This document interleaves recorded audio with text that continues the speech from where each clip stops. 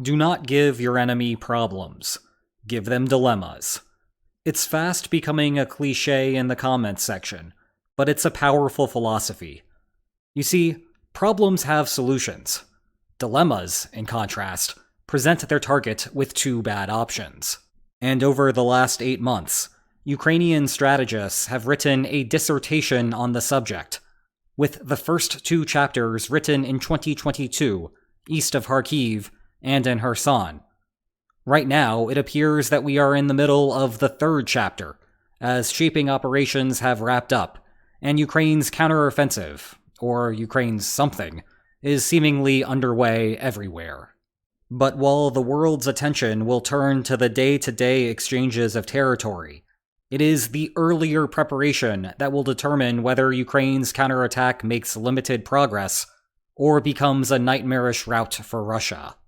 On the hot seat, Russian units in the secondary. Today, let's take a deeper look into the role of those secondary units, how Ukraine's shaping operations targeted them, why Ukraine has made those actions very public while simultaneously lobbying for a social media blackout, the dilemma it created for Russia, and the nightmare scenario that ought to keep the Kremlin up at night. But we begin with defense theory and secondary units. In previous videos, we discussed the very basics of defense strategy, when the opponent can observe your allocations, and then choose their vector of attack. Recall that, as the defender, your central goal is to equalize all of your vulnerabilities. Otherwise, your opponent will target the weaker point with overwhelming force, and render all of your defenses elsewhere completely irrelevant. To simplify this concept, our earlier conversations intentionally isolated the decision to place frontline soldiers. But there is another critical way to allocate manpower, to a mobile secondary. In practice, you can exchange frontline soldiers with groups not dedicated to one particular place, but rather that can cover multiple locations on short notice. The defender's conundrum is to strike the right balance between the two. It turns out that if the Kremlin literally allocated troops like this, the war would be over shortly. That is because, no matter how Russia divides its troops on the front lines, Ukraine can find a place to achieve a huge numerical superiority. After all, that is the advantage of being on the offensive. You get to pick where to engage. And that means that rather than dispersing your troops aimlessly, you can congregate huge masses of troops along a single vector. The only direct way to match Ukraine on the front lines is to congregate a ton of Russian troops in the same place. But then Ukraine simply goes around, because the rest of the front lines are unguarded. That is not a good way to take over the country. Spreading out resolves that problem. But now, wherever Ukraine goes, the blue and yellow outnumber the invaders. And remember, even in the places where Russians are numerous, the reason there are so many there is to counterbalance the area's natural vulnerabilities. Now, it is true that the defenders have the advantage of fighting from cover, but that is still not enough to overcome the attacker's numerical superiority. Again, not a good way to win a game of capture the flag. Instead, the defenders should split their allocations between dedicated defenders on the front lines and mobile secondary units. Each has a distinct role. Those on the front lines need to be prepared for a very bad day.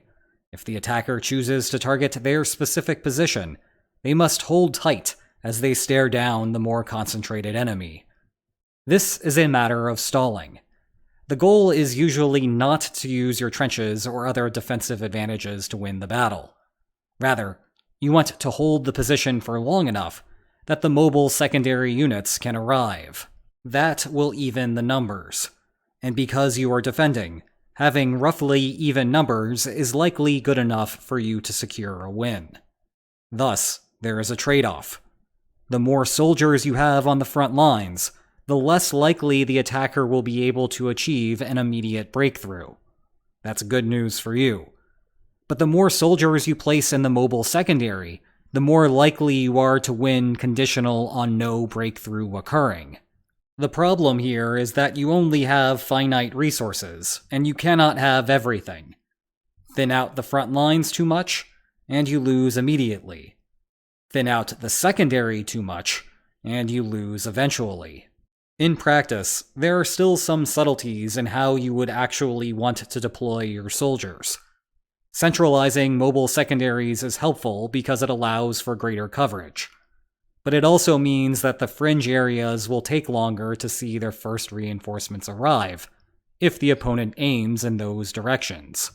And it takes even longer for the last groups to show up.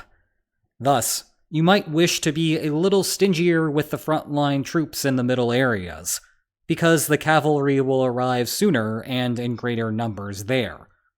Meanwhile, you might want to buff the front lines on the flanks due to the same logic in reverse. But the bottom line is that you still need to plan your strategy to even out the weaknesses along the entire front line.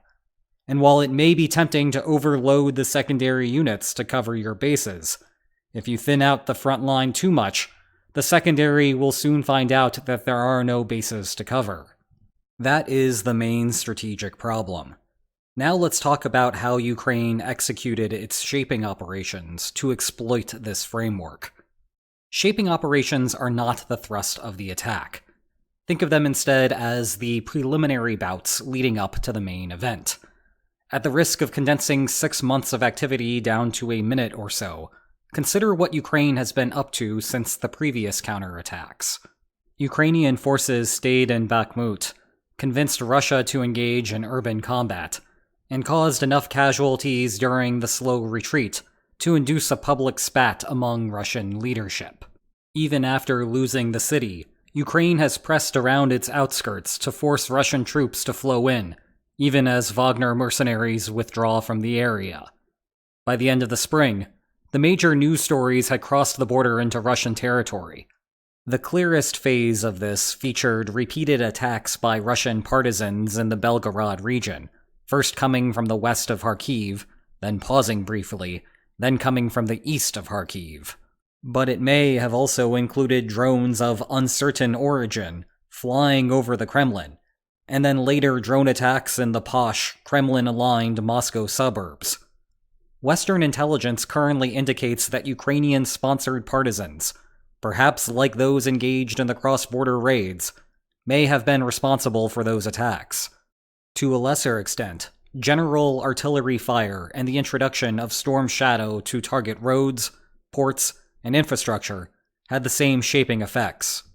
What is interesting about this is how very public Ukraine has been about the activities, even if the government has been circumspect regarding authorization and responsibility. This has happened concurrently with an emphasis on operational security, and for social media to not report on the movement of Ukrainian soldiers. The reason is because it causes a dilemma back in the Kremlin. All of these are working in some way to exploit the same political handcuffs that plagued Russia in September of 2022. The Kremlin is short on warm bodies. Secrecy is not an issue here. Russia knows exactly what is going on, but good answers are still not forthcoming. The problem is, short of a fuller mobilization, Russia can't do much about it. The actual dilemma is as follows. Draining Russian personnel had the obvious effect of reducing the total resources available to distribute. Expanding the front lines meant that Russia had to do more, but with less. And perhaps forcing the Kremlin to reassign security personnel deep inside of Russia to guard against drone attacks made things even worse. It is a dilemma because Russia cannot just ignore its Belgorod or Moscow problems, lest Ukraine and its Russian partisan allies pick away forever. But to do all of this and be effective requires more soldiers. The question is, where can Russia get those troops from? The Kremlin does not actually have this many resources to allocate, and if you do not replenish the front lines, Ukraine will immediately break through and render whatever secondary group you have irrelevant. So you disproportionately reduce the secondary group, and redistribute those that remain to the best of your abilities. But as Ukraine approaches, there is now a real strategic tension on the battlefield. Ukraine still needs to keep secret where exactly the offensive is going to go. Otherwise, what's left of Russia's mobile secondary can get a head start. That is why the Silence campaign is so focused on suppressing information on Ukrainian troop movements. It is also why the initial thrust of the counterattack seems to be aimed everywhere, with Ukraine probing to open up soft spots without revealing the true intended target, and thereby denying the secondary additional time to deploy. Instead, the secondary has to remain frozen. But wherever Ukraine ultimately goes, if the blue and yellow can puncture through the front lines, it is off to the races. The mobile secondary units only pack their full punch if they can fight from cover. If Ukraine breaks the front lines before the secondary arrives, then Russia is in trouble. The secondary either takes heavy losses or has to disengage. Further, Ukraine can go up and down the front line from flanking positions and render other defensive fortifications irrelevant. This is essentially what happened during the September 2022 counteroffensive east of Kharkiv. The question is how far Ukraine can go before Russia can stabilize. Call it the Azov Sprint to the Sea 2023. This also makes sense of why the spring counteroffensive took so long to come to fruition. While most of the public focus over the prior 6 months was about Ukrainian soldiers completing Western training, Ukraine needs the ground to be completely dry so it can fly through the territory and not end up like this. Of course, Russia also benefits from dry ground to keep its secondary units mobile. But if Russia has more mobility problems, regardless of the season, perhaps due to bad oversight, shoddy equipment procurement, poor maintenance, and Ukrainian attacks on supply lines, then Ukraine may still disproportionately benefit from the dry weather, making summer the right call. How does Russia solve this problem? Again, it's a dilemma. There is no simple solution. Instead, the better title card is Russia's Unattractive Alternatives. Following Ukraine's Kharkiv counteroffensive in September 2022, Russia eventually stemmed the bleeding by mobilizing some hundreds of thousands of additional soldiers. It worked, at least for the short term. But combine the winter grind and the need to redeploy soldiers to Russian territory, and those September call-ups appear to no longer be enough. The obvious solution for the Kremlin is to just mobilize again. However, part of Putin's pre-invasion domestic appeal was an implicit pledge to not disrupt the average Russian's everyday life. The September mobilization strained the tolerance of Russian citizens in that regard. Going for round 2 does not guarantee that there will be protests on the streets, but it also does not come without risks. The problem for Putin is that mobilizing earlier is better than mobilizing later. If Ukraine successfully sprints to the Sea of Azov, Russian troops will be cut in half. It is a lot easier to stop that from happening than trying to undo the Ukrainian advance. The problem for the Kremlin is that the time to institute a preventive mobilization was 3 months ago. That ship has sailed.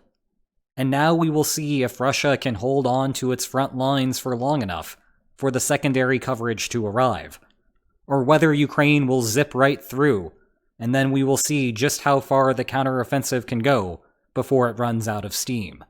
To be clear, we do not actually know whether a Russian nightmare will come to fruition. After all, there is significant disagreement between Russia and Ukraine over each side's ability to win this war. But nonetheless, that possibility must concern the Kremlin.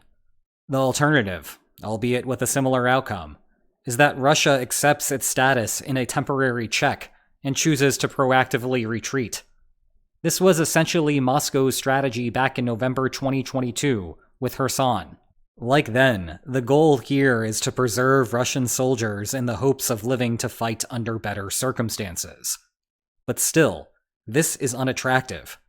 Summer successes from the counterattack will keep Western partners engaged, and it will raise public expectations that further military aid will provide a good return on investment. If Russia's goal is to fight under better circumstances at a later date, that will put a significant dent in the plan. But here is something that you should not save for a later date. My book that investigates the many possible causes of Russia's invasion of Ukraine. Check below for more information on that. And if you enjoyed this video, please like, share, and subscribe, and I will see you next time. Take care. Well, that's it. I'm out. This is the final unused photo set I have of Steven Seagal, and unless he randomly visits the Kremlin again, we won't be getting it replenished. Though there are rumors that he is filming a movie about the war in Donbass, so maybe he will be saying hello again to Putin. Anyway, this is a very weird case of what social scientists call path dependence. 5 months ago, I needed an image of Putin's inauguration. It just so happened that Seagal was hanging around on the side. The comments section went crazy, and it became a meme on this channel. This comment was the best. Anyway, it's called path dependence because one decision a long time ago still affects actions today, for no real reason other than the fact that something happened a long time ago. It's just the path that we're on. Actually, this channel's main meme is another case of path dependence. People in the comments started saying lines on maps one day, and I ran with it. With that in mind, my dear fellow worshippers of the line, I present to you the original lines on maps, circa 1995. They are not as beautiful in only one dimension, but that is the illustration that ushered in a new era of conflict studies. And I am pretty sure that the author had no idea at the time that decades later, there would be millions of lines on maps enthusiasts. But here we are. And good news, everyone. The lines on maps will continue, even as we must retire Seagal. So Steven, this line on a map is for you.